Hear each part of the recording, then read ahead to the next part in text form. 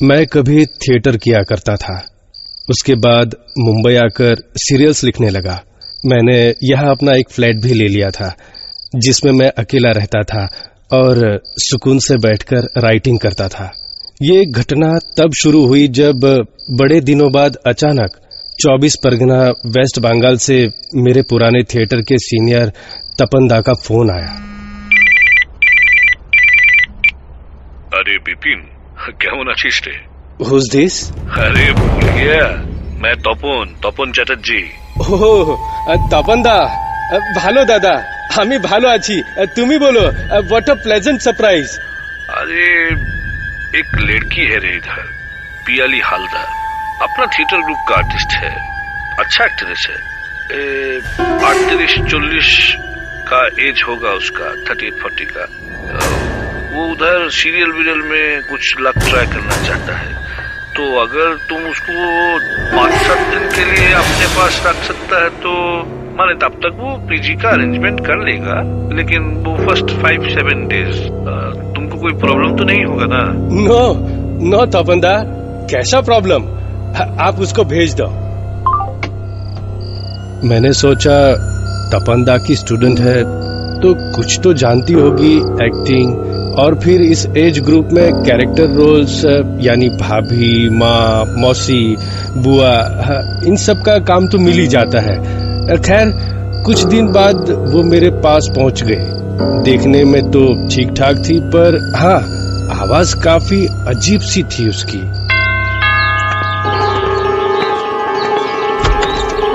Hello sir. Flat ढूंढने में कोई प्रॉब्लम तो नहीं हुआ तुमको? कैसा प्रॉब्लम? बट मुझे काम तो मिल जाएगा ना सर? हाँ। किधर गया? क्या ढूंढ रही हो? पेन ड्राइव थी सर, मेरा शोरील वाला। अब आप देखोगे नहीं तो आपको पता कैसे चलेगा कि मैं कितनी अच्छी एक्ट्रेस हूँ। अब मैं यहाँ पर आ गई हूँ तो मुझे टाइम वेस्ट नहीं करना है, काम करना है सर, बहुत सारा काम करना है और जल्दी करना है। सबसे बड़ी बात, वो काम के लिए इतनी डेस्परेट लगती थी। मतलब अभी वो मुझसे पहली बार मिली थी और पहले 20 मिनट में तो वो 2 बार और 4 घंटे में 6 बार बोल चुकी थी। सर मेरी शोरील देख लीजिए ना प्लीज सर, एक बार देख लीजिए, बहुत ही इम्प्रेसिव है, मजा आएगा आपको, प्लीज देख लीजिए ना। मैं उलझन में पड़ गया कि अगर ये सीरियल्स के लिए इतनी डेस्परेट है तो 38-40 साल तक 24 परगना में कैसे रुक पाई। फिर सोचा ठीक है, जैसी भी है मुझे जिंदगी भर कहाँ झेलना है इसे। हफ्ते 10 दिन रहेगी, फिर जब कहीं पीजी अकोमोडेशन का अरेंजमेंट हो जाएगा तो चली जाएगी। बट यू नो, कुछ अजीब सी बात थी कि वो मुझे कभी कुछ खाती पीती हुई नहीं दिखी। मतलब जब भी मैं उसे खाने के लिए पूछता वो कहती, मैं खा के आई हूँ सर। वो शूट पे गई थी ना डायरेक्टर से मिलने, तो वही खा लिया। हाँ, खा लिया मैंने। या कभी कहती कि मैं राइस नहीं खाती, मुझे दाल से एलर्जी है, तो कभी कहती आज मेरा व्रत है, या कुछ भी।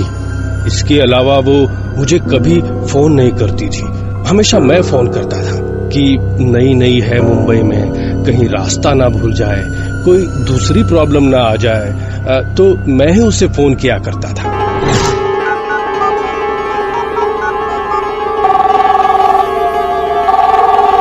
प्याली।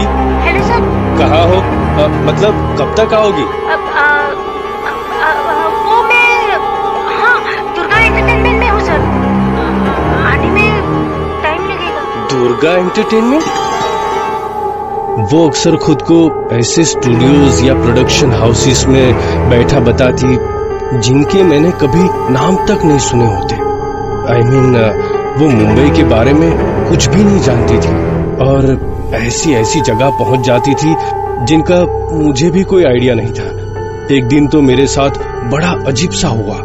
मैं अपने घर के पास ही अपने फ्रेंड मलॉय के साथ था और सोचा कि डिनर करके रात यहीं रुक जाऊंगा। फिर फ्रेंड ने प्याली का ध्यान दिलाया। वो क्या नाम है उसका? उस लड़की के पास चाबी तो है ना तुम्हारे फ्लैट की, नहीं तो वो आएगी कैसे? तो मैं उसको फोन किया। प्याली? हाँ hello sir, where are you? On the way sir. हाँ, सांता क्रूज। ओके, तो आते टाइम मुझे घर के पास वाले सिग्नल पे मिलो। I will stay at my friends place tonight. तो मैं तुम्हें फ्लैट की कीज दे दूंगा, ठीक है? तो पर मैं जाने कितनी देर तक उसे सिग्नल पे ढूंढता रहा और वो दिखी नहीं। मैंने फोन किया। अंधेरी में? अंधेरी में कहाँ हो तुम? पास में ही हूँ सर। ये हाँ, सुभाष रोड। सुभाष रोड? हाँ, लेक व्यू। हाँ, लेक व्यू अपार्टमेंट के पास। Lake view apartment? ये कहाँ है? वो ऐसे लैंडमार्क्स का नाम ले रही थी कि मुझे लगा ये मुंबई में है या 24 परगना से बात कर रही थी। कुछ ही देर में उसकी बातों से मैं पागल हो गया। तुम अपनी लोकेशन ठीक से क्यों नहीं बताती? हो कहाँ तुम? पर जब मैं फोन पर ही बुरी तरह से चिल्लाने ही वाला था कि तभी वो मुझे सामने रोड की दूसरी ओर खड़ी दिखाई दी। मैंने ट्रैफिक के शोर के बीच उसे रोड पार करके इस साइड में आने के लिए इशारा किया, पर वो तो मेरा इशारा पाते ही रोड क्रॉस करने लगी, बिना ये देखे कि ट्रैफिक पूरी रफ्तार से भाग रहा है। मैं उसे रोकने के लिए चीखा, रुको! नहीं, रुको!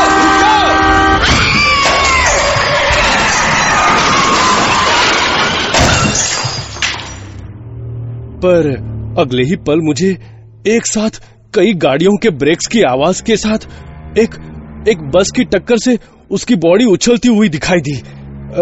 पल भर में सारा ट्रैफिक थम गया था, पर मेरी जान में जान तब आई जब मेरे कान में लगे फोन में मुझे उसकी हंसी की आवाज सुनाई दी। पर उसका तो एक्सीडेंट हो, पर वो तो मेरे सामने खड़ी थी, बिल्कुल ठीक ठाक, खिलखिलाती हुई। क्या हुआ सर? आप मुझे इस तरह से क्यों देख रहे हैं? भगवान जाने उसका वो एक्सीडेंट मेरी इमेजिनेशन थी या जो भी हो, पर मैं उस दिन के बाद बहुत डर गया। खैर, मैंने उसे शुरू में ही ठीक से समझाया था कि ये 16 फ्लोर की बिल्डिंग है और हम फर्स्ट फ्लोर पे रहते हैं, इसलिए पानी बहुत फोर्स से आता है, तो प्लीज लॉफ्ट टैंक फुल होते ही तुरंत सप्लाई बंद कर देना, नहीं तो ओवरफ्लो से सारे घर में पानी भर जाएगा। पर एक दिन जब मैं किसी मीटिंग से लौटकर फ्लैट पर पहुंचा और डोर को पुश करके खोलने के बाद जैसे ही मैंने पैर अंदर बढ़ाया कि पानी की छप की आवाज आई। माय गॉड, सारे फ्लैट में पानी भर गया था। गुस्से से भर के मैं चिल्लाया, प्याली कहाँ हो तुम? What the hell is this? प्याली!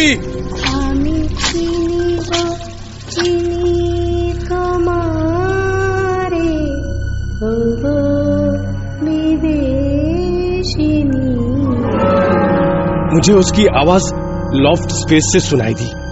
वो वहां वाटर टैंक के बगल में बड़े आराम से बैठकर मुस्कुरा रही थी। तुम यहाँ ऊपर क्या कर रही हो?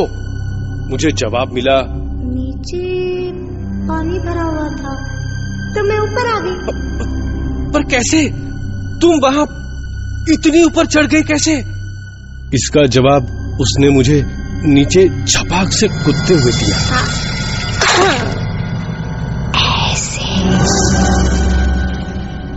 पता नहीं क्या इंसान थी वो, पर हाँ, उस दिन के बाद उसकी वो मुस्कान मुझे फिर कभी नहीं दिखाई दी। शायद इतने दिन भटकने के बाद भी उसे कहीं कोई काम नहीं मिला था, इसलिए अब वो हमेशा चुपचाप रहती, कुछ गुस्से में, अपने आप में खोई खोई सी। अक्सर बेड पर उकड़ू बैठकर अपने घुटनों पर चिन टिकाए जोर जोर से हिलती और बड़ी अजीब सी आवाज निकालती। कहते हैं मुझे एक्टिंग नहीं आती, मुझे काम कैसे मिलेगा? कैसे काम नहीं मिलेगा? देखती हूँ मैं। धीरे धीरे उसका गुस्सा इतना बढ़ता गया कि अक्सर मुझे देख के भी अजीब सी आवाज में गुर्राने लगती।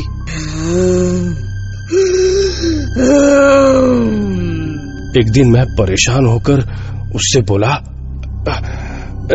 ये गुर्राना बंद करो। हाँ, मुझे आई डोंट लाइक इट। जो तुम्हें काम नहीं दे रहा जाकर उससे लड़ो। मुझ पे क्यों उतार रही हो अपना ये गुस्सा? लेकिन इस पे तो उसे जाने क्या हो गया। मुझे पुराने नाटकों के डायलॉग सुनाने लगी, एक के बाद एक, नॉन स्टॉप। तो वो पड़ा है कंकाल मेरे पुत्र का। क्या है ये सब कुछ कृष्ण? तुमने किया है ये सब। सुनो, आज तुम भी सुनो। मैं तपस्विनी गांधारी अपने सारे जीवन के पुण्यों का, अपने सारे पिछले जन्मों के पुण्यों का बल लेकर कहती हूँ, प्रभु हो या परात्पर, कुछ भी हो, सारा तुम्हारा वंश इसी तरह पागल कुत्तों की तरह एक दूसरे को परस्पर फाड़ खाएगा। तुम खुद उनका विनाश करके कई वर्षों बाद किसी घने जंगल में साधारण व्याघ्र के हाथों मारे जाओगे। प्रभु हो, पर मारे जाओगे पशुओं की तरह। ये श्राप है गांधारी का, श्राप है तुम्हें।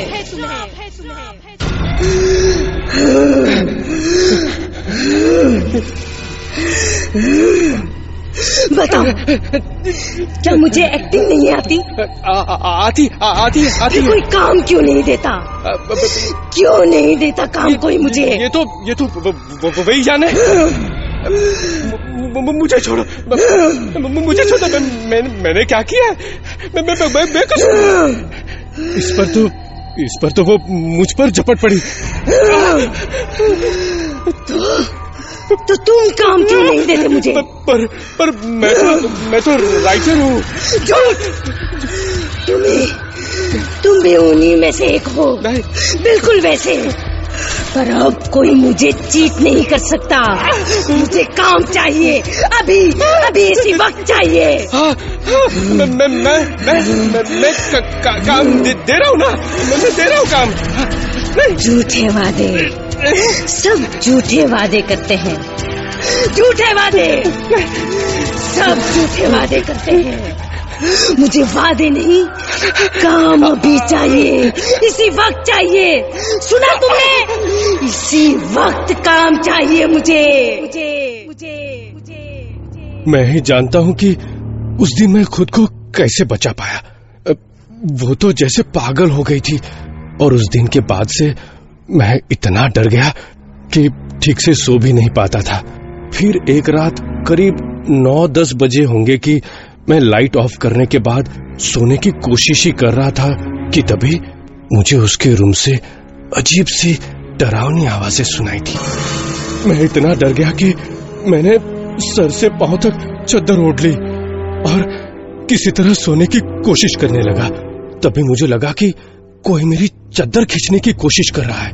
मैंने डर से आंखें कस के खींच ली, पर अचानक किसी ने खींच के मेरे चेहरे से चद्दर हटा दी। लेकिन जब अगले कुछ पल कुछ नहीं हुआ तो धीरे से मैंने आंखें खोलने की कोशिश की, पर जैसे ही मैंने आंखें खोली अचानक उसका चेहरा मेरे सामने था और अचानक दोनों पंजे मेरे गले पर कस गए।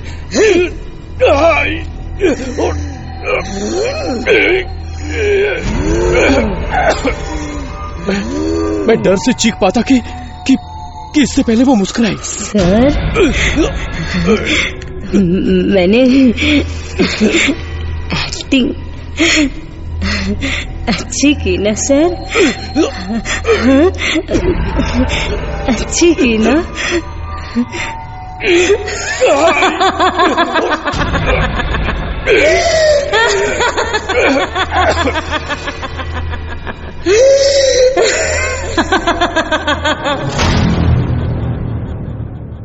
मुझे लगा कि अगर मैंने इससे आज और अभी छुटकारा नहीं पाया तो मैं पागल हो जाऊंगा।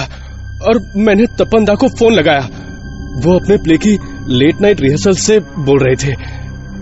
हेलो? हाँ बिपिन बोल रहे।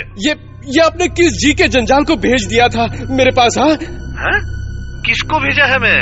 बिपिन बिपिन क्या बात कर रहा है बिपिन तू? प्याली को। और किसको? उसको नहीं भेजा आपने? इस पर तपंदा बड़े बड़े आश्चर्य से बोले। क्या क्या बोलता है रे तू? मैं अरे बाबा मैं कैसे भेजेगा उसको? बिपिन शांति से मेरा बात सुन।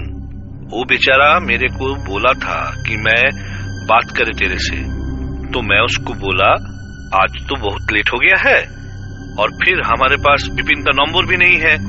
कल जब तू रिहर्सल में आएगी तब तक मैं उसका नंबर अरेंज करके उससे फोन पे बात करेगा और मैं बिपिन से तेरा भी बात करा देगा।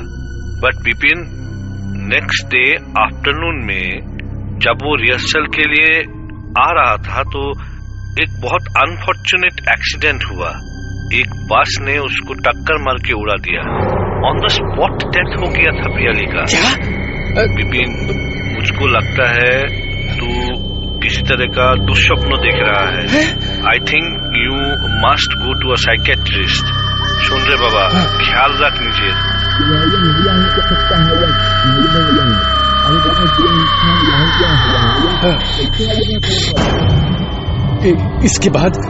इसके बाद तपंदा क्या बोल रहे थे मुझे कुछ सुनाई नहीं दिया, क्योंकि अब मेरी आंखों के सामने प्याली नहीं, एक लाश